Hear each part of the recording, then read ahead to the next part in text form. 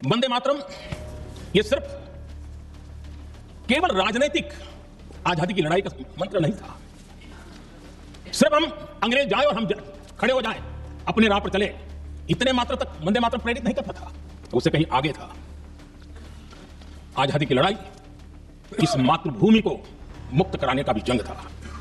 अपनी मां भारती को उन बेड़ियों से मुक्ति दिलाने का एक पवित्र जंग था। आज लोकसभा में वंदे मातरम पर चर्चा हो रही है, लेकिन क्या आपने सोचा है कि देश भर में 1000 से ज्यादा म्यूजियम हैं, जिनमें से 15 से 20 म्यूजियम तो जवाहरलाल नेहरू को ही समर्पित हैं। लेकिन आपको यह जानकर आश्चर्य होगा कि इतिहास में देश की सबसे बड़ी पार्टी कांग्रेस ने वंदे मातरम को समर्पित एक भी म्यूजियम कभी नहीं बनवाया। जी हाँ, वही वंदे मातरम जिसने भारत की स्वतंत्रता की मांग को संवेदना दी, जिसने लोगों के दिलों में हम सब एक राष्ट्र का एहसास जगाया, उसी वंदे मातरम के साथ नेहरू और कांग्रेस ने मिलकर विश्वासघात किया।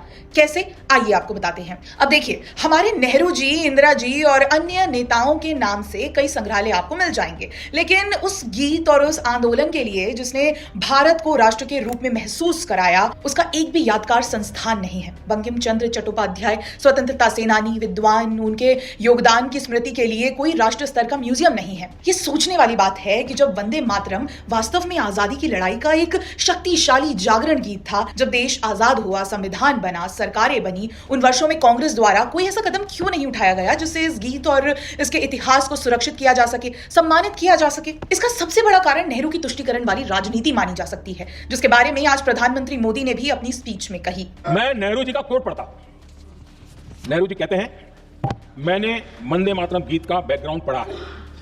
नेहरू जी फिर लिखते हैं, मुझे लगता है कि ये जो बैकग्राउंड है इससे मुस्लिम भड़केंगे।